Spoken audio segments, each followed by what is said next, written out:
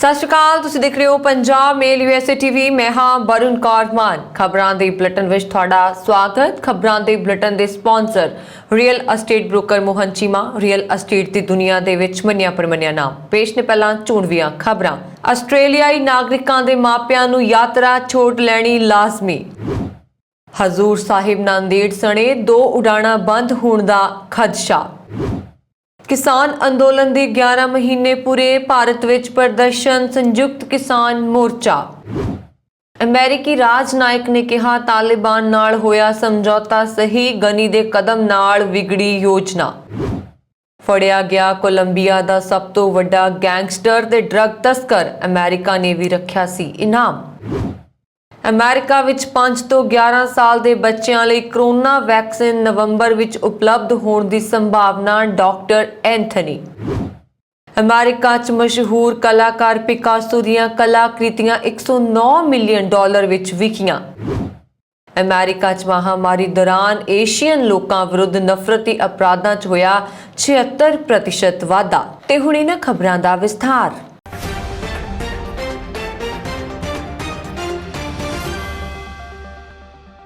Australia ਦੀ ਸੰਘੀ ਸਰਕਾਰ ਦੇ ਨਵੇਂ ਨਿਰਦੇਸ਼ਾਂ ਤਹਿਤ ਹੁਣ ਆਸਟ੍ਰੇਲੀਆ ਨਾਗਰਿਕਾਂ ਅਤੇ ਸਥਾਈ ਨਿਵਾਸੀਆਂ ਦੇ ਮਾਪਿਆਂ ਨੂੰ ਅੰਦਰੂਨੀ ਯਾਤਰਾ ਛੋਟ ਪ੍ਰਾਪਤ ਕਰਨ ਲਈ ਆਪਣੀ ਸੰਤਾਨ ਨਾਲ ਰਿਸ਼ਤੇ ਦੀ ਪੁਸ਼ਟੀ ਸੰਬੰਧੀ ਕਾਗਜ਼ ਵੀ ਆਪਣੀ ਅਰਜ਼ੀ ਨਾਲ ਦਾਖਲ ਕਰਨੇ ਪੈਣਗੇ। ਆਸਟ੍ਰੇਲੀਆਈ ਸਰਕਾਰ ਅਗਲੇ ਮਹੀਨੇ ਤੋਂ ਆਪਣੇ ਨਾਗਰਿਕਾਂ ਜਾਂ ਸਥਾਈ ਨਿਵਾਸੀਆਂ ਦੇ ਉਹਨਾਂ ਮਾਪਿਆਂ ਨੂੰ ਦੇਸ਼ ਵਿੱਚ ਆਉਣ ਦੀ ਇਜਾਜ਼ਤ ਦੇਵੇਗੀ ਜਿਨ੍ਹਾਂ ਨੇ ਕੋਵਿਡ-19 ਰੋਕੂ ਵੈਕਸੀਨ ਦੇ ਦੋਵੇਂ ਟੀਕੇ ਲਗਵਾਏ ਹੋਏ ਹਨ। ਦੇਸ਼ ਵਿੱਚ ਦਾਖਲ ਹੋਣ ਲਈ ਉਹਨਾਂ ਨੂੰ ਗ੍ਰਹਿ ਵਿਭਾਗ ਦੇ ਛੋਟ ਪੋਰਟਲ ਰਾਹੀਂ ਇੱਕ ਫੌਰੀ ਪਰਿਵਾਰਕ ਮੈਂਬਰ ਵਜੋਂ ਯਾਤਰਾ ਛੋਟ ਲਈ ਅਰਜ਼ੀ ਦੇਣੀ ਹੋਏਗੀ। ਯੋਗ ਬਿਨੈਕਾਰਾਂ ਨੂੰ ਅੰਦਰੂਨੀ ਯਾਤਰਾ ਛੋਟ ਪ੍ਰਾਪਤ ਕਰਨ ਲਈ ਆਪਣੀ ਸੰਤਾਨ ਨਾਲ ਆਪਣੇ ਰਿਸ਼ਤੇ ਦੇ ਸਬੂਤ ਦੇ ਦਸਤਾਵੇਜ਼ ਵੀ ਜਮ੍ਹਾਂ ਕਰਵਾਉਣੇ ਹੋਣਗੇ। ਇਹਨਾਂ ਤਾਜ਼ਾ ਤਬਦੀਲੀਆਂ ਦੇ ਮੱਦੇਨਜ਼ਰ ਕੁਆਂਟਸ 에ਅਰਲਾਈਨਸ ਨੇ ਐਲਾਨ ਕੀਤਾ ਹੈ ਕਿ ਉਹ 6 ਦਸੰਬਰ ਨੂੰ ਸਿਡਨੀ ਅਤੇ ਨਵੀਂ ਦਿੱਲੀ ਵਿਚਕਾਰ ਇੱਕ ਨਵਾਂ ਰੂਟ ਹਰ ਹਫ਼ਤੇ 3 ਵਾਪਸੀ ਉਡਾਣਾਂ ਦੇ ਨਾਲ ਸ਼ੁਰੂ ਕਰੇਗੀ। ਇਹ ਉਡਾਣਾਂ ਮਾਰਚ 2022 ਤੱਕ ਚੱਲਣ ਦੀ ਉਮੀਦ ਹੈ। ਇਸ ਸੰਬੰਧੀ ਜ਼ਰੂਰੀ ਪ੍ਰਵਾਨਗੀਆਂ ਨੂੰ ਅੰਤਮ ਰੂਪ ਦੇਣ ਲਈ ਭਾਰਤੀ ਅਧਿਕਾਰੀਆਂ ਨਾਲ ਗੱਲਬਾਤ ਚੱਲ ਰਹੀ ਹੈ। ਫਲਾਈ ਅੰਮ੍ਰਿਤਸਰ ਇਨੀਸ਼ੀਏਟਿਵ ਨੇ ਏਅਰ ਇੰਡੀਆ ਵੱਲੋਂ ਗੁਰੂ ਰਾਮਦਾਸ ਕੌਮਾਂਤਰੀ ਹਵਾਈ ਅੱਡਾ ਅੰਮ੍ਰਿਤਸਰ ਤੋਂ ਤਖਤ ਸ੍ਰੀ ਹਜ਼ੂਰ ਸਾਹਿਬ ਨਾਂਦੇੜ ਅਤੇ ਇਟਲੀ ਦੇ ਸ਼ਹਿਰ ਰੋਮ ਦੀਆਂ ਚੱਲ ਰਹੀਆਂ ਸਿੱਧੀਆਂ ਉਡਾਣਾਂ ਬੰਦ ਕਰਨ ਦਾ ਖਦਸ਼ਾ ਪ੍ਰਗਟਾਇਆ ਹੈ। ਗਲੋਬਲ ਕਨਵੀਨਰ ਸਮੀਪ ਸਿੰਘ ਗੁਮਟਾਲਾ ਨੇ ਮੁੱਖ ਮੰਤਰੀ ਚਰਨਜੀਤ ਸਿੰਘ ਚੰਨੀ ਤੇ ਸ਼੍ਰੋਮਣੀ ਗੁਰਦੁਆਰਾ ਪ੍ਰਬੰਧਕ ਕਮੇਟੀ ਦੀ ਪ੍ਰਧਾਨ ਬੀਬੀ ਜਗੀਰ ਕੌਰ ਦਾ ਇਸ ਮਸਲੇ ਵੱਲ ਧਿਆਨ ਦਿਵਾਉਂਦਿਆਂ ਪ੍ਰਧਾਨ ਮੰਤਰੀ ਨਰਿੰਦਰ ਮੋਦੀ ਅਤੇ ਹਵਾਬਾਜ਼ੀ ਮੰਤਰੀ ਤੱਕ ਪਹੁੰਚ ਕਰਕੇ ਉਡਾਣਾਂ ਚਾਲੂ ਰੱਖਣ ਦੀ ਅਪੀਲ ਕੀਤੀ ਹੈ। ਗੁਮਟਾਲਾ ਨੇ ਸਰਦ ਰੁੱਤ ਦੀ ਸਮਾਂ ਸੂਚੀ ਵਿੱਚ ਇਨ੍ਹਾਂ ਉਡਾਣਾਂ ਦੀ ਬੁਕਿੰਗ ਬੰਦ ਹੋਣ ਸੰਬੰਧੀ ਜਾਣਕਾਰੀ ਦਿੰਦਿਆਂ ਕਿਹਾ ਕਿ ਭਾਰਤ ਸਰਕਾਰ ਵੱਲੋਂ ਏਅਰ ਇੰਡੀਆ ਨੂੰ ਟਾਟਾ ਸੰਸ ਲਿਮਟਿਡ ਦੇ ਹਵਾਲੇ ਕਰਨ ਤੋਂ ਪਹਿਲਾਂ ਅੰਮ੍ਰਿਤਸਰ ਦੇ ਕੌਮਾਂਤਰੀ ਹਵਾਈ ਅੱਡੇ ਤੇ ਘਰੇਲੂ ਅਤੇ ਕੌਮਾਂਤਰੀ ਹਵਾਈ ਸੰਪਰਕ ਨੂੰ ਵੱਡਾ ਝਟਕਾ ਲੱਗ ਸਕਦਾ ਹੈ। ਆਉਂਦੇ ਨਵੰਬਰ ਮਹੀਨੇ ਤੋਂ ਏਅਰ ਇੰਡੀਆ ਦੀ ਨਾਂਦੇੜ ਅੰਮ੍ਰਿਤਸਰ ਸਿੱਧੀ ਉਡਾਣ ਦੀ ਬੁਕਿੰਗ ਏਅਰਲਾਈਨ ਜਾਂ ਟਰੈਵਲ ਏਜੰਸੀਆਂ ਦੀ ਵੈਬਸਾਈਟ ਤੇ ਉਪਲਬਧ ਨਹੀਂ ਹੈ। ਇਸੇ ਤਰ੍ਹਾਂ ਹਫ਼ਤੇ ਵਿੱਚ ਸਿਰਫ ਇੱਕ ਦਿਨ ਚਲਾਈ ਜਾਂਦੀ ਦਿੱਲੀ ਅੰਮ੍ਰਿਤਸਰ ਰੋਮ ਸਿੱਧੀ ਉਡਾਣ ਦੀ ਬੁਕਿੰਗ ਵੀ 30 ਅਕਤੂਬਰ ਤੋਂ ਬਾਅਦ ਵੈਬਸਾਈਟ ਤੇ ਬੰਦ ਕਰ ਦਿੱਤੀ ਗਈ ਹੈ। ਉਹਨਾਂ ਨੇ ਕਿਹਾ ਕਿ ਏਅਰ ਇੰਡੀਆ ਵੱਲੋਂ ਆਪਣੀ ਵੈਬਸਾਈਟ ਤੇ ਦਿੱਤੀ ਗਈ ਕੌਮਾਂਤਰੀ ਉਡਾਣਾਂ ਦੀ ਸਮਾਂ ਸੂਚੀ ਵਿੱਚ 28 ਅਕਤੂਬਰ ਤੋਂ ਬਾਅਦ ਇਹ ਉਡਾਣ ਉਪਲਬਧ ਨਹੀਂ ਹੈ।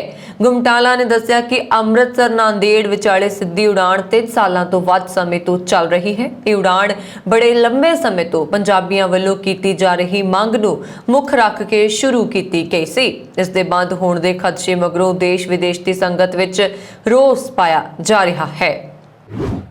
ਕੇਂਦਰੀ ਖੇਤੀ ਕਾਨੂੰਨਾਂ ਨੂੰ ਰੱਦ ਕਰਨ ਦੀ ਮੰਗ ਨੂੰ ਲੈ ਕੇ ਪਿਛਲੇ 11 ਮਹੀਨਿਆਂ ਤੋਂ ਧਰਨੇ ਤੇ ਬੈਠੇ ਕਿਸਾਨਾਂ ਨੇ ਰੋਸ ਪ੍ਰਦਰਸ਼ਨ ਕੀਤਾ। ਇਸ ਮੌਕੇ ਕਿਸਾਨ ਜਥੇਬੰਦੀ ਯੂਨਾਈਟਿਡ ਕਿਸਾਨ ਮੋਰਚਾ ਸਵੇਰੇ 11 ਵਜੇ ਤੋਂ ਦੁਪਹਿਰ 2 ਵਜੇ ਤੱਕ ਰੋਸ ਪ੍ਰਦਰਸ਼ਨ ਵਿੱਚ ਸੀ। ਇਸ ਪ੍ਰਦਰਸ਼ਨ ਦੌਰਾਨ ਕਿਸਾਨਾਂ ਨੇ ਲਖੀਮਪੁਰ ਖੀਰੀ ਕਾਂਡ ਦੇ ਮੁੱਖ ਦੋਸ਼ੀ ਅਜੇ ਮਿਸ਼ਰਾ ਦੇ ਪਿਤਾ ਅਜੇ ਮਿਸ਼ਰਾ ਨੂੰ ਗ੍ਰਹਿ ਰਾਜ ਮੰਤਰੀ ਦੇ ਅਹੁਦੇ ਤੋਂ ਹਟਾਉਣ, ਅਜੇ ਮਿਸ਼ਰਾ ਦੀ ਗ੍ਰਿਫਤਾਰੀ ਅਤੇ ਇਸ ਘਟਨਾ ਦੀ ਜਾਂਚ ਸੁਪਰੀਮ ਕੋਰਟ ਦੀ ਨਿਗਰਾਨੀ ਹੇਠ ਕਰਵਾਉਣ ਦੀ ਮੰਗ ਕੀਤੀ। ਇਨ੍ਹਾਂ ਮੰਗਾਂ ਨੂੰ ਲੈ ਕੇ ਕਿਸਾਨ ਮੋਰਚੇ ਵੱਲੋਂ ਰਾਸ਼ਟਰਪਤੀ ਰਾਮਨਾਥ ਕੋਵਿੰਦ ਨੂੰ ਮੰਗ ਪੱਤਰ ਭੇਜਿਆ ਗਿਆ।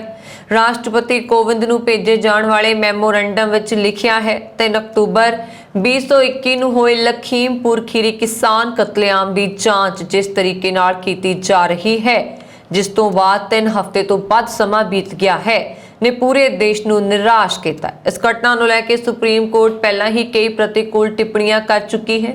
ਮੈਮੋਰੰਡਮ ਵਿੱਚ ਅੱਗੇ ਲਿਖਿਆ ਗਿਆ ਹੈ, ਮਹੱਤਵਪੂਰਨ ਤੌਰ ਤੇ ਦੇਸ਼ ਨਰਿੰਦਰ ਮੋਦੀ ਦੀ ਕੇਂਦਰ ਸਰਕਾਰ ਦੀ ਨੈਤਿਕਤਾ ਦੀ ਘਾਟ ਤੋਂ ਹੈਰਾਨ ਹੈ। ਜਿੱਥੇ ਅਜੇ ਮਿਸ਼ਰਾ ਮੰਤਰੀ ਮੰਡਲ ਵਿੱਚ ਰਾਜ ਮੰਤਰੀ ਬਣੇ ਹੋਏ ਨੇ, ਦਿਨ ਦਿਹਾੜੇ ਕਿਸਾਨਾਂ ਦੇ ਕਤਲ ਦੀ ਘਟਨਾ ਵਿੱਚ ਵਰਤੀ ਗਈ ਗੱਡੀ ਮੰਤਰੀ ਦੀ ਹੈ। ਮੰਤਰੀ 3 ਅਕਤੂਬਰ 2021 ਤੋਂ ਪਹਿਲਾਂ ਦੇ ਘੱਟੋ ਘੱਟ 3 ਵੀਡੀਓਜ਼ ਵਿੱਚ ਰਿਕਾਰਡ ਤੇ ਹੈ, ਜੋ ਕਿ ਫਿਰਕੂ ਅਸਹਿਮਤੀ ਅਤੇ ਨਫ਼ਰਤ ਨੂੰ ਵਧਾਵਾ ਦਿੰਦੇ ਨੇ। ਕੇਂਦਰੀ ਮੰਤਰੀ ਗਡਕਰੀ ਨੇ ਕਿਹਾ, ਸਾਰੇ ਧਰਮਾਂ, ਫਿਰਕਿਆਂ ਤੇ ਸੱਭਿਆਚਾਰਾਂ ਦਾ ਸਨਮਾਨ ਕਰਨਾ ਭਾਰਤ ਦੀ ਰਵਾਇਤ। ਉਹਨਾਂ ਨੇ ਪ੍ਰਦਰਸ਼ਨ ਕਰ ਰਹੇ ਕਿਸਾਨਾਂ ਵਿਰੁੱਧ ਭੜਕਾਊ ਅਤੇ ਅਪਮਾਨਜਨਕ ਭਾਸ਼ਣ ਵੀ ਦਿੱਤਾ। ਅਸਲ ਵਿੱਚ ਉਸਨੇ ਵੀਡੀਓ ਵਿੱਚ ਆਪਣੇ ਸ਼ੱਕੀ ਪੂਰਵਜਾਂ ਦਾ ਜ਼ਿਕਰ ਕਰਨ ਤੋਂ ਵੀ ਸੰਕੋਚ ਨਹੀਂ ਕੀਤਾ। ਸਿੱਟ ਵੱਲੋਂ ਮੁੱਖ ਮੁਲਜ਼ਮ ਨੂੰ ਸਮਨ ਜਾਰੀ ਕੀਤੇ ਜਾਣ ਤੋਂ ਬਾਅਦ ਮੰਤਰੀ ਨੇ ਪਹਿਲਾਂ ਮੁਲਜ਼ਮਾਂ ਨੂੰ ਪਨਾਹ ਦਿੱਤੀ। ਅਮਰੀਕੀ ਰਾਜਨਾਇਕ ਜ਼ਲਮੇ ਖਲੀਲਜ਼ਾਦ ਨੇ ਤਾਲਿਬਾਨ ਨਾਲ ਅਮਰੀਕੀ ਸਮਝੌਤੇ ਨੂੰ ਬਿਲਕੁਲ ਸਹੀ ਦੱਸਿਆ। ਉਹਨਾਂ ਨੇ ਕਿਹਾ ਕਿ ਅਮਰੀਕਾ ਦੇ ਫੌਜੀ ਇਤਿਹਾਸ ਦੀ ਸਭ ਤੋਂ ਲੰਬੀ ਲੜਾਈ ਲੜੇ ਸਨ।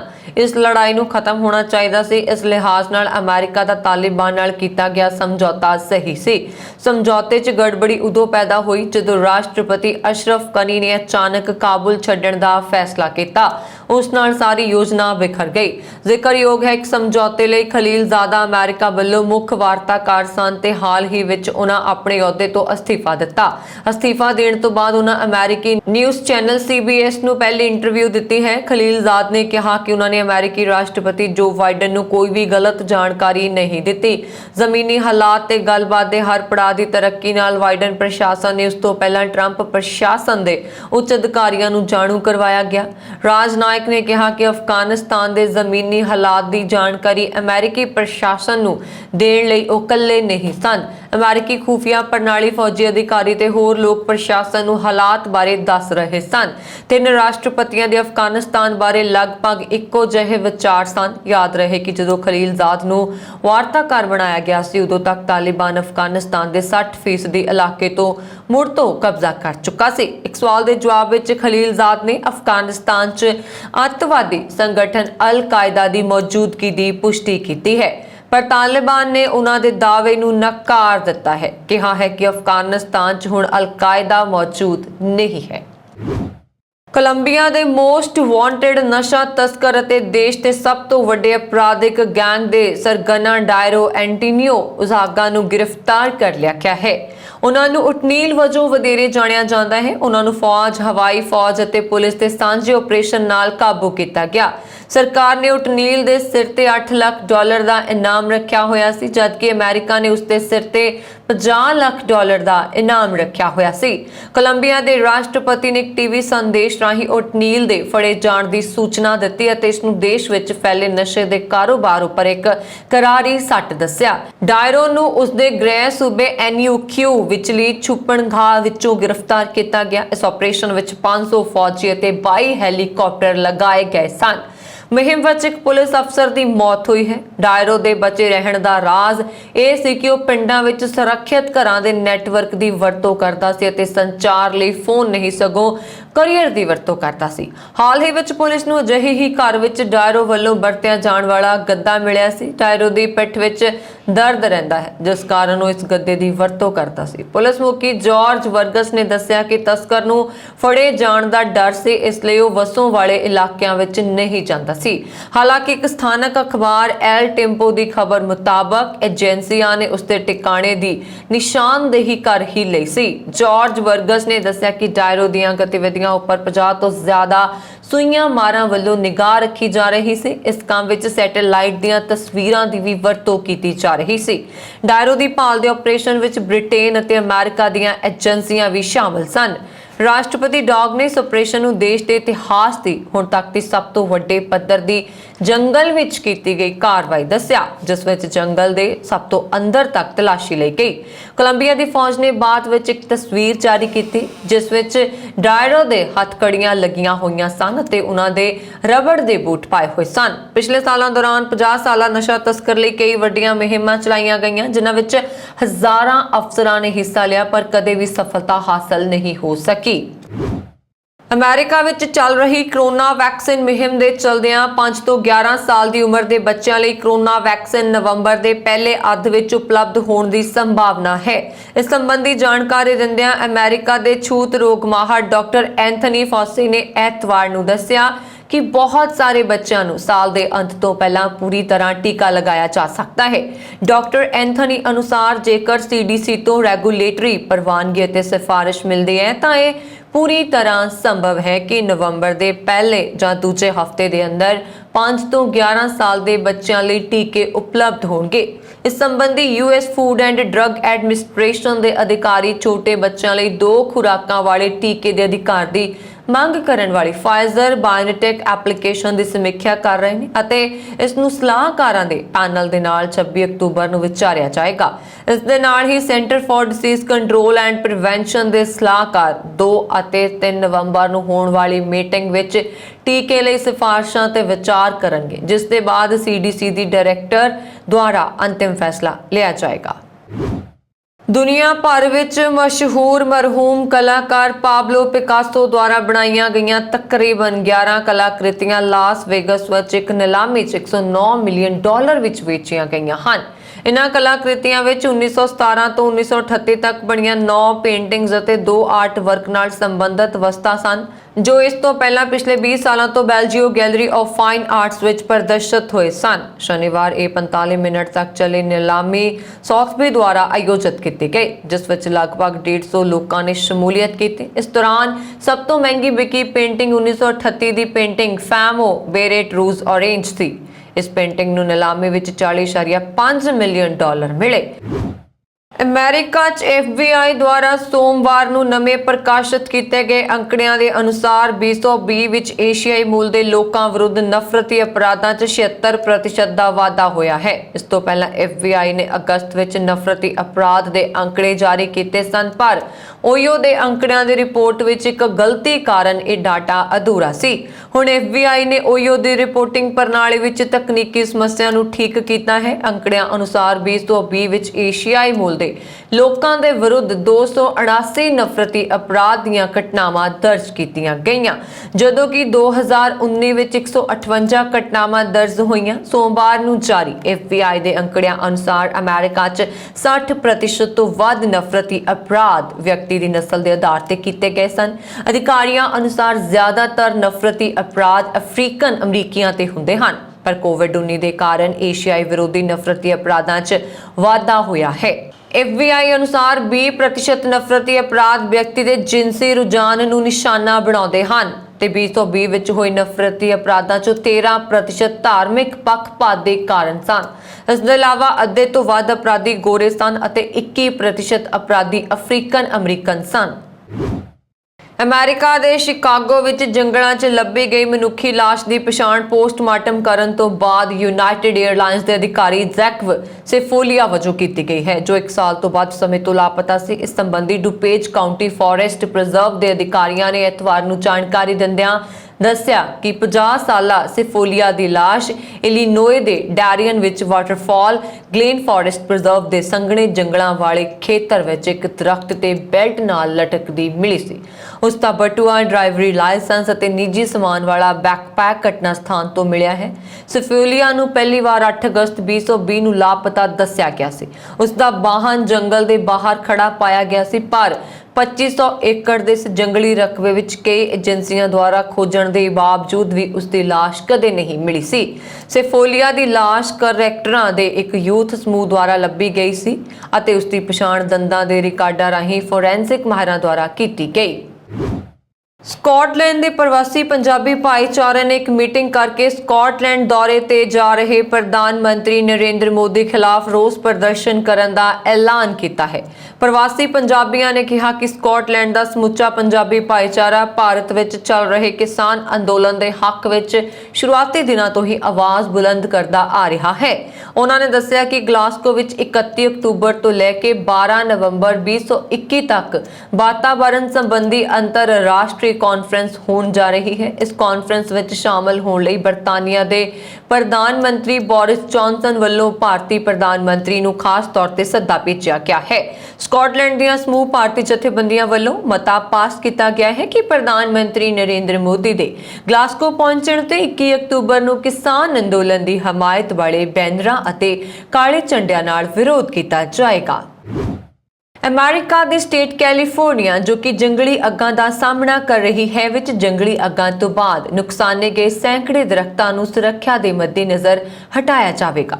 ਅਧਿਕਾਰੀਆਂ ਅਨੁਸਾਰ ਜੰਗਲਾਂ ਦੀ ਅੱਗ, ਸੋਕਾ, ਬਿਮਾਰੀ ਜਾਂ ਉਮਰ ਦੇ ਕਾਰਨ ਕਮਜ਼ੋਰ ਹੋਏ 10,000 ਤੋਂ ਵੱਧ ਦਰਖਤਾਂ ਨੂੰ ਹਟਾਉਣਾ ਜ਼ਰੂਰੀ ਹੈ ਜੋ ਕਿ ਨੇੜਲੇ ਰਾਜਮਾਰਗਾਂ ਲਈ ਖਤਰਾ ਹੋ ਸਕਦੇ ਨੇ। ਸਕੋਇਆ ਅਤੇ ਕਿੰਗਸ ਕੈਨੀਅਨ ਰਾਸ਼ਟਰੀ ਪਾਰਕਾਂ ਨੇ ਸ਼ੁੱਕਰਵਾਰ ਨੂੰ ਜਾਣਕਾਰੀ ਦਿੰਦਿਆਂ ਦੱਸਿਆ ਕਿ ਦਰਖਤ ਸੰਭਾਵਤ ਤੌਰ ਤੇ ਸਟੇਟ ਰੂਟ 180 ਦੇ ਸੈਕਸ਼ਨ ਤੇ ਲੋਕਾਂ ਅਤੇ ਕਾਰਾਂ ਤੇ ਡਿੱਗ ਸਕਦੇ ਨੇ ਜਿਸ ਨੂੰ ਜਨਰਲ ਹਾਈਵੇ ਵਜੋਂ ਜਾਣਿਆ ਜਾਂਦਾ ਹੈ। ਕੈਲੀਫੋਰਨੀਆ 'ਚ KNP ਕੰਪਲੈਕਸ ਦੀ ਅੱਗ ਕਾਰਨ ਹਾਈਵੇ ਬੰਦ ਹੈ ਅਤੇ ਇਸ ਅੱਗ ਦੁਆਰਾ 138 ਵਰਗ ਮੀਲ ਜੰਗਲ ਨੂੰ ਸਾੜਨ ਤੋਂ ਬਾਅਦ ਇਸ ਨੂੰ 60% ਕਾਬੂ ਕੀਤਾ ਗਿਆ ਹੈ। ਰਾਸ਼ਟਰੀ ਪਾਰਕਾਂ ਦੇ ਅਧਿਕਾਰੀਆਂ ਵੱਲੋਂ ਪੁਰਾਣੇ ਅਤੇ ਵੱਡੇ ਦਰਖਤਾਂ ਨੂੰ ਅੱਗ ਦੇ ਪ੍ਰਭਾਵ ਤੋਂ ਬਚਾਉਣ ਲਈ ਐਲੂਮੀਨੀਅਮ ਪਰਤਾਂ ਨਾਲ ਲਪੇਟਿਆ ਗਿਆ ਸੀ ਜਿਨ੍ਹਾਂ 'ਚ ਜਨਰਲ ਸ਼ੇਰਮਨ ਦਰਖਤ ਵੀ ਸ਼ਾਮਲ ਸੀ। ਅਮਰੀਕਾ ਦੇ ਟੈਕਸਾਸ ਵਿੱਚ ਡਰੈਗ ਰੇਸਿੰਗ ਇਵੈਂਟ ਵਿੱਚ ਕਾਰ ਕੰਟਰੋਲ ਤੋਂ ਬਾਹਰ ਹੋ ਕੇ ਦਰਸ਼ਕਾਂ ਤੇ ਚੜ ਗਈ ਜਿਸ ਕਰਕੇ 2 ਬੱਚਿਆਂ ਦੀ ਮੌਤ ਹੋ ਗਈ ਅਤੇ ਕਈ ਲੋਕ ਗੰਭੀਰ ਰੂਪ ਵਿੱਚ ਜ਼ਖਮੀ ਹੋ ਗਏ। ਇਹ ਹਾਦਸਾ ਦੁਪਹਿਰ 3:20 ਤੇ 에ਅਰਪੋਰਟ ਰੇਸ ਵਾਰਜ਼ 2 ਨਾਂ ਦੇ ਸਮਾਗਮ ਵਿੱਚ ਹੋਇਆ ਜੋ ਕਿ ਸਾਨ ਐਂਟੋਨੀਓ ਦੇ ਉੱਤਰ ਪੱਛਮ ਚ ਕੇਰਵਲੇ ਕੇਰ ਕਾਉਂਟੀ 에ਅਰਪੋਰਟ ਤੇ ਆਯੋਜਿਤ ਕੀਤਾ ਜਾ ਰਿਹਾ ਸੀ। ਕੇਰਵਲੇ ਪੁਲਿਸ ਵਿਭਾਗ ਅਨੁਸਾਰ ਸ਼ਨੀਵਾਰ ਨੂੰ ਇੱਕ ਦੌੜ ਵਿੱਚ ਹਿੱਸਾ ਲੈ ਰਹੀ ਇੱਕ ਕਾਰ ਰਨਵੇ ਤੋਂ ਬਾਹਰ ਚਲੀ ਗਈ ਅਤੇ ਕਈ ਪਾਰਕ ਕੀਤੇ ਵਾਹਨਾਂ ਅਤੇ ਰੇਸ ਨੂੰ ਵੇਖ ਰਹੇ ਲੋਕਾਂ ਨੂੰ ਟੱਕਰ ਮਾਰ ਦਿੱਤੀ। ਇਸ ਹਾਦਸੇ ਵਿੱਚ ਇੱਕ 8 ਸਾਲਾ ਅਤੇ 6 ਸਾਲਾ ਲੜਕੇ ਦੀ ਮੌਤ ਹੋ ਗਈ। ਕੇਰਵਲ ਪੁਲਿਸ ਦੇ ਅਨੁਸਾਰ 2 ਮੌਤਾਂ ਤੋਂ ਇਲਾਵਾ 4 ਲੋਕਾਂ ਨੂੰ ਆਸਟਨ ਸਾਨ ਐਂਟੋਨੀਓ 'ਚ ਨੇੜਲੀਆਂ ਮੈਡੀਕਲ ਸਹੂਲਤਾਂ ਲਈ 에ਅਰਲਿਫਟ ਕੀਤਾ ਗਿਆ। 34 ਸਾਲਾ ਕਾਰ ਡਰਾਈਵਰ ਨੂੰ ਸਾਨ ਡਿਓ ਐਂਟੀਓ ਮੈਡੀਕਲ ਸੈਂਟਰ ਵਿੱਚ ਦਾਖਲ ਕਰਵਾਇਆ ਗਿਆ ਹੈ। ਕੇਰਵਲੇ ਪੁਲਿਸ ਇਸ ਹਾਦਸੇ ਦੀ ਜਾਂਚ ਕਰ ਰਹੀ ਹੈ। ਅਮਰੀਕਾ ਦੇ ਵਾਸ਼ਿੰਗਟਨ ਡੀਸੀ ਵਿੱਚ 3 ਅਲੱਗ-ਅਲੱਗ ਥਾਵਾਂ ਤੇ ਚਾਕੂਬਾਜ਼ੀ ਦੀਆਂ ਘਟਨਾਵਾਂ ਹੋਈਆਂ ਜਿਸ ਵਿੱਚ ਘੱਟੋ-ਘੱਟ 3 ਲੋਕ ਜ਼ਖਮੀ ਹੋ ਗਏ। ਮਾਮਲੇ ਦੀ ਜਾਂਚ ਸ਼ੁਰੂ ਕਰ ਦਿੱਤੀ ਗਈ ਹੈ। ਅਜੇ ਇਹ ਪਤਾ ਨਹੀਂ ਚੱਲਿਆ ਕਿ ਇਹ ਤਿੰਨੋਂ ਘਟਨਾਵਾਂ ਇੱਕ ਦੂਜੇ ਨਾਲ ਜੁੜੀਆਂ ਹਨ ਜਾਂ ਨਹੀਂ। ਘਟਨਾ ਦੀ ਜਾਣਕਾਰੀ ਮਿਲਦੇ ਹੀ ਪੁਲਿਸ ਮੌਕੇ ਤੇ ਪਹੁੰਚ ਗਈ ਜਿਸ ਤੋਂ ਬਾਅਦ ਘਟਨਾ ਵਿੱਚ ਜ਼ਖਮੀ ਹੋਏ ਲੋਕਾਂ ਨੂੰ ਇਲਾਜ ਲਈ ਹਸਪਤਾਲ ਭੇਜਿਆ ਗਿਆ। ਮਾਮਲੇ ਵਿੱਚ ਜ਼ਿਆਦਾ ਜਾਣਕਾਰੀ ਮਿਲਣ ਦੀ ਉਡੀਕ ਕੀਤੀ ਜਾ ਰਹੀ ਹੈ। ਚਾਕੂਬਾਜ਼ੀ ਦੇ ਨਾਲ ਹੀ ਅਮਰੀਕਾ ਵਿੱਚ ਗੋਲਾਬਾਰੀ ਦੀ ਘਟਨਾ ਵੀ ਹੋਈ। ਅਮਰੀਕਾ ਦੇ ਬੋਇਸ ਸਥਿਤ ਨਾਰਥ ਮਿਲਵਾਕੀ ਵਿੱਚ ਇੱਕ ਮਾਲ 'ਚ ਹੋਈ ਫਾਇਰਿੰਗ ਵਿੱਚ 2 ਲੋਕਾਂ ਦੀ ਮੌਤ ਹੋ ਗਈ ਤਾਂ ਇੱਕ ਪੁਲਿਸ ਕਰਮੀ ਸਣੇ 4 ਲੋਕ ਜ਼ਖਮੀ ਹੋ ਗਏ। ਪੁਲਿਸ ਨੇ ਇੱਕ ਸ਼ੱਕੀ ਨੂੰ ਹਿਰਾਸਤ ਵਿੱਚ ਲਿਆ ਹੈ। ਫਾਇਰਿੰਗ ਦੀ ਸੂਚਨਾ ਮਿਲਦੇ ਹੀ ਪੁਲਿਸ ਨੇ ਮਾਲ ਨੂੰ ਘੇਰ ਲਿਆ ਤੇ ਲੋਕਾਂ ਨੂੰ ਕੱਢਣ ਵਿੱਚ ਲੱਗ ਗਈ। ਅਧਿਕਾਰੀਆਂ ਦਾ ਕਹਿਣਾ ਹੈ ਕਿ ਹਮਲਾਵਰ ਕੋਲੋਂ ਪੁੱਛਗਿੱਛ ਕੀਤੀ ਜਾ ਰਹੀ ਹੈ। ਇਸ ਮਾਮਲੇ ਵਿੱਚ ਛਾਣਬੀਣ ਜਾਰੀ ਹੈ। ਪੁਲਿਸ ਮੁਖੀ ਰਿਆਨ ਨੇ ਦੱਸਿਆ ਕਿ ਫਿਲਹਾਲ ਸ਼ਾਪਿੰਗ ਮਾਲ ਨੂੰ ਖਾਲੀ ਕਰਵਾ ਦਿੱਤਾ ਗਿਆ। ਉਹਨਾਂ ਨੇ ਦੱਸਿਆ ਕਿ ਹਮਲਾਵਰ ਦੇ ਨਾਲ ਪੁਲਿਸ ਦੀ ਮੁੱਠਭੇੜ ਹੋਈ ਸੀ ਜਿਸ ਤੋਂ ਬਾਅਦ ਉਸ ਨੂੰ ਹਿਰਾਸਤ ਵਿੱਚ ਲਿਆ ਗਿਆ ਹੈ। ਉਹਨਾਂ ਨੇ ਹਮਲੇਵਾਰ ਦੇ ਬਾਰੇ ਵਿੱਚ ਹੋਰ ਕੁਝ ਵੀ ਦੱਸਣ ਤੋਂ ਇਨਕਾਰ ਕਰ ਦਿੱਤਾ। ਪੁਲਿਸ ਦਾ ਕਹਿਣਾ ਹੈ ਕਿ ਜਾਂਚ ਤੋਂ ਬਾਅਦ ਹੀ ਕੁਝ ਕੀਤਾ ਜਾ ਸਕਦਾ ਹੈ। ਪੁਲਿਸ ਅਧਿਕਾਰੀ ਰਿਆਨ ਲੀ ਨੇ ਦੱਸਿਆ ਕਿ ਸਾਨੂੰ ਸੋਮਵਾਰ ਨੂੰ ਕਰੀਬ 1:30 ਵਜੇ ਹਮਲੇ ਦੀ ਸੂਚਨਾ ਮਿਲੀ। ਪੁਲਿਸ ਜਦ ਉੱਥੇ ਪਹੁੰਚੀ ਤਾਂ ਇੱਕ ਵਿਅਕਤੀ ਨੂੰ ਗੋਲੀ ਲੱਗੀ ਸੀ ਅਤੇ ਉਹ ਜ਼ਮੀਨ ਤੇ ਪਿਆ ਸੀ। ਇਸ ਦੌਰਾਨ ਪੁਲਿਸ ਅਧਿਕਾਰੀਆਂ ਨੇ ਹਮਲਾਵਰ ਦੀ ਪਛਾਣ ਕੀਤੀ ਅਤੇ ਉਸ ਦੇ ਨਾਲ ਕ੍ਰਾਸ ਫਾਇਰਿੰਗ ਕੀਤੀ ਜਿਸ ਵਿੱਚ ਇੱਕ ਅਧਿਕਾਰੀ ਜ਼ਖਮੀ ਹੋ ਗਿਆ। ਹਾਲਾਂਕਿ ਸ਼ੱਕੀ ਨੂੰ ਹਿਰਾਸਤ ਵਿੱਚ ਲੈ ਲਿਆ ਗਿਆ ਹੈ। ਉਹਨਾਂ ਨੇ ਦੱਸਿਆ ਕਿ ਅਜੇ ਤੱਕ ਸਾਹਮਣੇ ਆਇਆ ਹੈ ਕਿ ਹਮਲੇ ਵਿੱਚ ਇੱਕ ਹੀ ਵਿਅਕਤੀ ਸ਼ਾਮਲ ਸੀ। ਉੱਤਰੀ ਨਾਈਜੀਰੀਆ ਵਿੱਚ ਸੋਮਵਾਰ ਨੂੰ ਸਵੇਰ ਦੀ ਨਮਾਜ਼ ਦੌਰਾਨ ਬੰਦੂਕਧਾਰੀਆਂ ਨੇ ਇੱਕ ਮਸਜਿਦ ਉੱਤੇ ਗੋਲਾਬਾਰੀ ਕਰ ਦਿੱਤੀ, ਜਿਸ ਵਿੱਚ 18 ਨਮਾਜ਼ੀਆਂ ਦੀ ਮੌਤ ਹੋ ਗਈ। ਸਥਾਨਕ ਅਧਿਕਾਰੀਆਂ ਅਤੇ ਪੁਲਿਸ ਨੇ ਇਹ ਜਾਣਕਾਰੀ ਦਿੱਤੀ।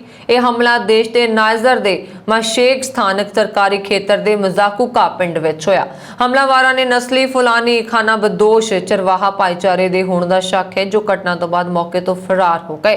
ਇਸ ਸਾਲ ਹੁਣ ਤੱਕ ਕਿਸੇ ਤਰ੍ਹਾਂ ਦੀ ਨਸਲੀ ਹਿੰਸਾ ਵਿੱਚ ਸੈਂਕੜੇ ਲੋਕ ਆਪਣੀ ਜਾਨ ਗਵਾ ਚੁੱਕੇ ਨੇ। ਜਾਤੀ ਹਿੰਸਾ ਦੀਆਂ ਇਹ ਘਟਨਾਵਾਂ ਦੇਸ਼ ਵਿੱਚ ਪਾਣੀ ਅਤੇ ਜ਼ਮੀਨੀ ਮੁੱਦਿਆਂ ਨੂੰ ਲੈ ਕੇ ਦਹਾਕਿਆਂ ਤੋਂ ਚੱਲ ਰਹੇ ਸੰਘਰਸ਼ ਦਾ ਨਤੀਜਾ ਨੇ। ਸੰਘਰਸ਼ ਦਾ ਸ਼ਿਕਾਰ ਹੋਏ ਫੁਲਾਨੀ ਭਾਈਚਾਰਾ ਦੇ ਕੁਝ ਮੈਂਬਰਾਂ ਨੇ ਸਥਾਨਕ ਹੋਸਾ ਕਿਸਾਨੀ ਭਾਈਚਾਰੇ ਦੇ ਲੋਕਾਂ ਵਿਰੁੱਧ ਹਥਿਆਰ ਚੁੱਕ ਲਏ ਹਨ।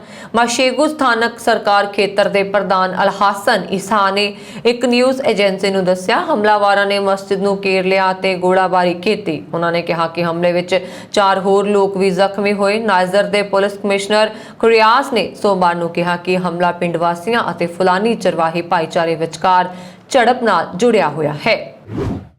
ਓਨਟਾਰੀਓ ਅਤੇ ਬ੍ਰਿਟਿਸ਼ ਕੋਲੰਬੀਆ ਵਿੱਚ ਜ਼ਿਆਦਾਤਰ ਕੋਰੋਨਾ ਬੰਦਿਸ਼ਾਂ ਹਟਾ ਦਿੱਤੀਆਂ ਗਈਆਂ, ਪਰ ਇਸੇ ਦੌਰਾਨ ਕੈਨੇਡਾ ਦੀ ਮੁੱਖ ਸਿਹਤ ਅਫਸਰ ਡਾਕਟਰ ਥੈਰੇਸਾ ਟੈਮ ਨੇ ਕਿਹਾ ਕਿ ਕੋਈ ਵੀ ਵੈਕਸੀਨ 100% ਅਸਰਦਾਰ ਨਾ ਹੋਣ ਕਾਰਨ ਟੀਕੇ ਲੱਗਣ ਤੋਂ ਬਾਅਦ ਵੀ ਮਰੀਜ਼ਾਂ ਦੀ ਗਿਣਤੀ ਵੱਧ ਸਕਦੀ ਹੈ। ਡਾਕਟਰ ਥੈਰੇਸਾ ਟੈਮ ਨੇ BC ਅਤੇ ਓਨਟਾਰੀਓ ਦੇ ਸਿਹਤ ਅਧਿਕਾਰੀਆਂ ਅਤੇ ਆਮ ਲੋਕਾਂ ਨੂੰ ਸੁਚੇਤ ਰਹਿਣ ਲਈ ਆਖਿਆ ਹੈ। ਓਨਟਾਰੀਓ ਵਿੱਚ ਰੈਸਟੋਰੈਂਟ, ਬਾਰ, ਜਿਮ, ਖੇਡਾਂ ਵਾਲੀਆਂ ਇੰਡੋਰ ਥਾਵਾਂ ਅਤੇ ਵਿਆਹ ਜਾਂ ਅੰਤਮ ਰਸਮਾਂ ਦੌਰਾਨ ਪੂਰੀ ਸਮਰੱਥਾ ਮੁਤਾਬਕ ਇਕੱਠ ਕਰਨ ਦੀ ਖੁੱਲ੍ਹ ਮਿਲ ਗਈ ਹੈ, ਪਰ ਇਹਨਾਂ ਥਾਵਾਂ ਅੰਦਰ ਦਾਖਲ ਹੋਣ ਵਾਲਿਆਂ ਨੂੰ ਵੈਕਸੀਨੇਸ਼ਨ ਦਾ ਸਬੂਤ ਪੇਸ਼ ਕਰਨਾ ਹੋਏਗਾ। ਦੂਜੇ ਪਾਸੇ ਬ੍ਰਿਟਿਸ਼ ਕੋਲੰਬੀਆ ਵਿੱਚ ਹਾਕੀ ਦੇ ਮੈਚ, ਸੰਗੀਤ ਸਮਾਗਮ ਅਤੇ ਵਿਆਹ ਸਮਾਗਮਾਂ ਦੌਰਾਨ ਮਰਜ਼ੀ ਮੁਤਾਬਕ ਇਕੱਠ ਕਰਨ ਦੀ ਖੁੱਲ੍ਹ ਦਿੱਤੀ ਗਈ ਹੈ, ਪਰ ਫਰੇਜ਼ਰ ਵਰਗੇ ਉਹਨਾਂ ਇਲਾਕਿਆਂ ਵਿੱਚ 50% ਦੀ ਹੱਦ ਤੈਅ ਕੀਤੀ ਗਈ ਹੈ ਜਿੱਥੇ ਵੈਕਸੀਨੇਸ਼ਨ ਦੀ ਦਰ ਹੁਣ ਵੀ ਕਾਫੀ ਹੇਠਾਂ ਚੱਲ ਰਹੀ ਹੈ। T20 ਵਿਸ਼ਵ ਕੱਪ ਵਿੱਚ ਭਾਰਤ ਵਿਰੁੱਧ ਇਤਿਹਾਸਕ ਜਿੱਤ ਦੇ ਜਸ਼ਨ ਵਿੱਚ ਪਾਕਿਸਤਾਨੀਆਂ ਵੱਲੋਂ ਇਸਲਾਮਾਬਾਦ, ਕਰਾਚੀ, ਰਾਵਲਪਿੰਡੀ ਅਤੇ ਕਾਵੇਟਾ ਵਰਗੇ ਵੱਡੇ ਸ਼ਹਿਰਾਂ ਵਿੱਚ ਲੰਘੀ ਰਾਤ ਹਵਾ ਵਿੱਚ ਫਾਇਰਿੰਗ ਕਰਕੇ ਆਪਣੀ ਖੁਸ਼ੀ ਦਾ ਇਜ਼ਹਾਰ ਕੀਤਾ ਗਿਆ। ਇਕੱਲੇ ਕਰਾਚੀ ਵਿੱਚ ਹੀ ਵੱਖ-ਵੱਖ ਥਾਵਾਂ ਤੇ ਅਣਪਛਾਤੇ ਵਿਅਕਤੀਆਂ ਵੱਲੋਂ ਹਵਾਈ ਗੋਲਾਬਾਰੀ 'ਚ ਪੁਲਿਸ ਦੇ ਇੱਕ ਸਬ ਇੰਸਪੈਕਟਰ ਸਮੇਤ ਘੱਟੋ-ਘੱਟ 12 ਲੋਕ ਜ਼ਖਮੀ ਹੋ ਗਏ। ਕਰਾਚੀ ਦੇ ਔਰੰਗੀ ਟਾਊਨ ਸੈਕਟਰ 4 ਅਤੇ 4K ਚਰੰਗੀ 'ਚ ਹੋਈ ਹਵਾਈ ਫਾਇਰਿੰਗ ਵਿੱਚ 2 ਵਿਅਕਤੀ ਜ਼ਖਮੀ ਹੋ ਗਏ। ਪੁਲਿਸ ਨੇ ਦੱਸਿਆ ਕਿ ਗੁਲਸ਼ਨ-ਏ-ਇਕਬਾਲ ਵਿਖੇ ਹਵਾਈ ਗੋਲਾਬਾਰੀ ਕਰਨ ਵਾਲਿਆਂ ਵਿਰੁੱਧ ਕਾਰਵਾਈ ਕਰਨ ਪਹੁੰਚੇ ਇੱਕ ਸਬ ਇੰਸਪੈਕਟਰ ਨੂੰ ਵੀ ਗੋਲੀ ਲੱਗੀ ਹੈ। ਇਹਨਾਂ 2 ਘਟਨਾਵਾਂ ਤੋਂ ਇਲਾਵਾ ਕਰਾਚੀ ਦੇ ਸਚਲਗੋਟ, ਨਿਊ ਕਰਾਚੀ ਟਾਊਨ, ਗੁਲਸ਼ਨ-ਏ-ਇਕਬਾਲ ਅਤੇ ਮਲੀਰ ਸਮੇਤ ਵੱਖ-ਵੱਖ ਇਲਾਕਿਆਂ 'ਚ ਹਵਾਈ ਫਾਇਰਿੰਗ ਦੀ ਸੂਚਨਾ ਮਿਲੀ। ਜਿੱਤ ਦੀ ਖੁਸ਼ੀ ਵਿੱਚ ਲੋਕਾਂ ਨੇ ਸੜਕਾਂ ਤੇ ਡਾਂਸ ਕੀਤਾ ਅਤੇ ਆਤਿਸ਼ਬਾਜ਼ੀ ਚਲਾਈ। ਪਾਕਿਸਤਾਨ ਦੇ ਪ੍ਰਧਾਨ ਮੰਤਰੀ ਇਮਰਾਨ ਖਾਨ ਅਤੇ ਫੌਜ ਮੁਖੀ ਜਨਰਲ ਕਮਰ ਜਾਵੇਦ ਬਾਜਵਾ ਨੇ ਟਵੀਟ ਕਰਕੇ T20 ਵਿਸ਼ਵ ਕੱਪ ਵਿੱਚ ਜਿੱਤ ਤੇ ਪਾਕਿਸਤਾਨ ਟੀਮ ਨੂੰ ਵਧਾਈ ਦਿੱਤੀ। ਆਸਟ੍ਰੇਲੀਆ ਨੇ ਆਨਲਾਈਨ ਇਸ਼ਤਿਹਾਰ ਦਾਤਿਆਂ ਤੇ ਲਗਾਮ ਲਗਾਉਣ ਦੀ ਤਿਆਰੀ ਕਰ ਲਈ ਹੈ। ਖਾਸ ਕਰਕੇ ਬੱਚਿਆਂ ਦੇ ਮਾਮਲੇ ਵਿੱਚ ਉਹ ਫੇਸਬੁੱਕ ਸਮੇਤ ਇੰਟਰਨੈਟ ਮੀਡੀਆ ਪਲੇਟਫਾਰਮ ਤੇ ਕਾਨੂੰਨੀ ਤੌਰ ਤੇ ਨਜ਼ਰ ਰੱਖਣ ਦੀ ਯੋਜਨਾ ਬਣਾ ਰਿਹਾ ਹੈ। ਇਸ ਲਈ ਆਸਟ੍ਰੇਲੀਆਈ ਸਰਕਾਰ ਨੇ 16 ਸਾਲ ਤੋਂ ਘੱਟ ਉਮਰ ਦੇ ਬੱਚਿਆਂ ਦੇ ਫੇਸਬੁੱਕ ਵਰਗੇ ਇੰਟਰਨੈਟ ਮੀਡੀਆ ਤੇ ਰਹਿਣ ਲਈ ਮਾਤਾ-ਪਿਤਾ ਦੀ ਸਹਿਮਤੀ ਲੈਣ ਦਾ ਪ੍ਰਬੰਧ ਕਰਨ ਦੀ ਯੋਜਨਾ ਬਣਾਈ ਹੈ। ਇਹ ਇਤਿਹਾਸਕ ਕਾਨੂੰਨ ਆਸਟ੍ਰੇਲੀਆਈ ਨਾਗਰਿਕਾਂ ਦੀ ਆਨਲਾਈਨ ਸੁਰੱਖਿਆ ਦਾ ਖਿਆਲ ਰੱਖੇਗਾ। ਇਸ ਕਾਨੂੰਨ ਦੀ ਉਲੰਘਣਾ ਕਰਨ ਤੇ $75 ਲੱਖ ਦਾ ਜੁਰਮਾਨਾ ਤੱਕ ਹੋ ਸਕਦਾ ਹੈ। ਇਸ ਕਾਨੂੰਨ ਦੇ ਮਸੌਦੇ ਨੂੰ ਜਾਰੀ ਕੀਤਾ ਜਾ ਚੁੱਕਾ ਹੈ। ਨਵੇਂ ਕਾਨੂੰਨ ਤਹਿਤ ਇੰਟਰਨੈਟ ਮੀਡੀਆ ਨੂੰ ਸਾਰੇ ਜ਼ਿੰਮੇਵਾਰ ਕਦਮ ਚੁੱਕਣੇ ਪੈਣਗੇ ਤਾਂ ਕਿ ਯੂਜ਼ਰਸ ਦੀ ਉਮਰ ਦੀ ਪੁਸ਼ਟੀ ਕੀਤੀ ਜਾ ਸਕੇ। ਉਮਰ ਦੇ ਆਧਾਰ ਤੇ ਹੀ ਯੂਜ਼ਰ ਨੂੰ ਵੱਖ-ਵੱਖ ਆਨਲਾਈਨ ਪਲੇਟਫਾਰਮਾਂ ਤੇ ਕੋਡ ਨਾਲ ਬੰਨੀਆਂ ਸੇਵਾਵਾਂ ਮਿਲਣਗੀਆਂ। ਇਹਨਾਂ ਇੰਟਰਨੈਟ ਮੀਡੀਆ ਪਲੇਟਫਾਰਮਾਂ ਤੇ ਬੱਚਿਆਂ ਨਾਲ ਜੁੜੀਆਂ ਸ਼ੁਰੂਆਤੀ ਚਿੰਤਾਵਾਂ ਦਾ ਧਿਆਨ ਰੱਖਿਆ ਜਾਏਗਾ। ਨਿਯਮਾਂ ਨਾਲ ਬੰਨੇ ਇਹਨਾਂ ਕੋਡਾਂ ਵਿੱਚ ਇਹਨਾਂ ਇੰਟਰਨੈਟ ਮੀਡੀਆ ਪਲੇਟਫਾਰਮਾਂ ਤੇ ਬੱਚਿਆਂ ਦਾ ਹੋਣਾ ਕਾਫੀ ਸਹਿਜ ਹੈ ਤੇ ਸੁਰੱਖਿਅਤ ਹੋਏਗਾ। 16 ਸਾਲ ਤੋਂ ਘੱਟ ਉਮਰ ਦੇ ਬੱਚਿਆਂ ਨੂੰ ਇੰਟਰਨੈਟ ਮੀਡੀਆ ਦੇ ਵੱਖ-ਵੱਖ ਮੰਚਾਂ ਤੇ ਆਉਣ ਲਈ ਮਾਤਾ-ਪਿਤਾ ਦੀ ਆਗਿਆ ਲੈਣਾ ਲਾਜ਼ਮੀ ਕਰ ਦਿੱਤਾ ਜਾਏਗਾ। ਤਜਵੀਜ਼ਸ਼ੁਦਾ ਕਾਨੂੰਨ ਦੇ ਮਸੌਦੇ ਨੂੰ ਉਦੋਂ ਲਿਆਂਦਾ ਗਿਆ ਹੈ ਜਦੋਂ ਪਿਛਲੇ ਦਿਨ ਫੇਸਬੁੱਕ ਦੇ ਸਾਬਕਾ ਪ੍ਰੋਡਕਟ ਮੈਨੇਜਰ ਫ੍ਰਾਂਸਿਸ ਹੋਗਨ ਨੇ ਕਿਹਾ ਸੀ ਕਿ ਜਦੋਂ ਵੀ ਜਨਤਾ ਦੀ ਭਲਾਈ ਤੇ ਕੰਪਨੀ ਦੇ ਫਾਇਦੇ ਵਿਚਾਲੇ ਚੋਣ ਹੋਵੇਗੀ ਤਾਂ ਉਹ ਆਪਣੇ ਹਿੱਤਾਂ ਨੂੰ ਦੇਖਣਗੇ। ਨਿਊਜ਼ੀਲੈਂਡ ਵਿੱਚ ਕਰੋਨਾ ਤਾਲਾਬੰਦੀ ਦੇ ਚਲਦਿਆਂ ਵੱਡੇ ਇਕੱਠ ਕਰਨੇ ਅਤੇ ਖੇਡ ਸਮਾਗਮ ਕਰਨ ਤੇ ਅਜੇ ਬੰਦਿਸ਼ ਲੱਗੀ ਹੋਈ ਹੈ। ਲਗਾਤਾਰ ਆ ਰਹੇ ਕਰੋਨਾ ਕੇਸਾਂ ਦੇ ਚਲਦਿਆਂ ਅਜੇ ਕਰੋਨਾ ਤਾਲਾਬੰਦੀ ਖਤਮ ਹੋਣ ਦੀ ਸੰਭਾਵਨਾ ਨਹੀਂ ਹੈ। ਇਸ ਦੇ ਬਾਵਜੂਦ ਨਿਊਜ਼ੀਲੈਂਡ ਵਸਦੇ ਭਾਰਤੀ ਖਾਸ ਕਰਕੇ ਪੰਜਾਬੀ ਭਾਈਚਾਰੇ ਨੂੰ ਤੀਜੀਆਂ ਨਿਊਜ਼ੀਲੈਂਡ ਸਿੱਖ ਖੇਡਾਂ ਜੋ ਕਿ 27 ਅਤੇ 28 ਨਵੰਬਰ 2021 ਨੂੰ ਕਰਵਾਉਣ ਦਾ ਐਲਾਨ ਕੀਤਾ ਗਿਆ ਸੀ, ਬੜੀ ਉਤਸੁਕਤਾ ਨਾਲ ਉਡੀਕ ਸੀ। ਇਹ ਖੇਡਾਂ ਹੋਣਗੀਆਂ ਜਾਂ ਅੱਗੇ ਪੈਣਗੀਆਂ ਆਦਿ ਪ੍ਰਸ਼ਨ ਲੋਕਾਂ ਦੇ ਦਿਲਾਂ ਵਿੱਚ ਚੱਲ ਰਹੇ ਸਨ। ਇਸ ਸੰਬੰਧੀ ਕੋਈ ਫੈਸਲਾ ਲੈਣ ਲਈ ਨਿਊਜ਼ੀਲੈਂਡ ਸਿੱਖ ਗੇਮਸ ਕਮੇਟੀ ਦੀ ਕਈ ਵਾਰ ਮੀਟਿੰਗ ਹੋਈ। ਮੀਟਿੰਗ ਹੁੰਦੀ ਰਹੀ ਕਿ ਸਰਕਾਰ ਦੀ ਅਗਲੀ ਅਨਾਉਂਸਮੈਂਟ ਤੱਕ ਦੀ ਉਡੀਕ ਕਰਕੇ ਫੈਸਲਾ ਲਿਆ ਜਾਵੇ, ਪਰ ਹੁਣ ਕਰੋਨਾ ਲੈਵਲ ਨੂੰ ਲਾਲ, ਸੰਗਤਰੀ ਅਤੇ ਹਰੇ ਜ਼ੋਨ ਦੇ ਵਿੱਚ ਵੰਡਣ ਦੇ ਫੈਸਲੇ ਦੇ ਬਾਅਦ ਸਪਸ਼ਟ ਲੱਗਦਾ ਹੈ ਕਿ ਨਵੰਬਰ ਮਹੀਨੇ ਤੱਕ ਇਹ ਜ਼ੋਨ ਹਰੇ ਰੰਗ ਵਿੱਚ ਤਬਦੀਲ ਨਹੀਂ ਹੋਏਗਾ। ਅੰਤੇ ਫੈਸਲਾ ਲਿਆ ਗਿਆ ਹੈ ਕਿ ਸਾਲ 2021 ਦੀਆਂ ਨਿਊਜ਼ੀਲੈਂਡ ਸਿੱਖ ਖੇਡਾਂ ਨੂੰ ਸਾਲ 2022 ਦੀਆਂ ਨਿਊਜ਼ੀਲੈਂਡ ਸਿੱਖ ਖੇਡਾਂ ਦੇ ਨਾਲ ਜੋੜ ਕੇ ਦੁੱਗਣੇ ਉਤਸ਼ਾਹ ਨਾਲ ਕਰਵਾਇਆ ਜਾਏਗਾ। ਸੋ ਤੀਜੀਆਂ ਅਤੇ ਚੌਥੀਆਂ ਨਿਊਜ਼ੀਲੈਂਡ ਸਿੱਖ ਖੇਡਾਂ ਦਾ ਸੰਗਮ ਕਰਕੇ ਹੁਣ ਇਸ ਨੂੰ ਨਿਊਜ਼ੀਲੈਂਡ ਸਿੱਖ ਖੇਡਾਂ 2021-22 ਦਾ ਨਾਂ ਦੇ ਕੇ ਹੋਰ ਵੱਡੇ ਪ੍ਰਬੰਧਾਂ ਨਾਲ ਮਨਾਇਆ ਜਾਏਗਾ। ਅਗਲੇ ਸਾਲ ਇਹ ਖੇਡਾਂ ਨਵੰਬਰ ਮਹੀਨੇ ਹੀ ਮੌਸਮ ਅਤੇ ਹੋਰ ਪ੍ਰਬੰਧਾਂ ਨੂੰ ਵਿਚਾਰਦਿਆਂ ਕਰਵਾਉਣ ਦਾ ਫੈਸਲਾ ਲਿਆ ਗਿਆ ਹੈ। ਪਹਿਲਾਂ ਵਿਚਾਰ ਕੀਤਾ ਗਿਆ ਸੀ ਕਿ ਅਗਲੇ ਸਾਲ ਜਨਵਰੀ ਜਾਂ ਫਰਵਰੀ ਵਿੱਚ ਇਹ ਖੇਡਾਂ ਕਰਵਾ ਲਈਆਂ ਜਾਣ, ਪਰ ਉਹਨਾਂ ਦਿਨਾਂ ਵਿੱਚ ਖੇਡ ਦੇ ਮੈਦਾਨ ਅਤੇ ਹੋਰ ਪ੍ਰਬੰਧ ਉਪਲਬਧ ਨਹੀਂ ਸਨ, ਜਿਸ ਕਰਕੇ ਫੈਸਲਾ ਨਵੰਬਰ ਮਹੀਨੇ ਦਾ ਹੀ ਲੈਣਾ ਪਿਆ।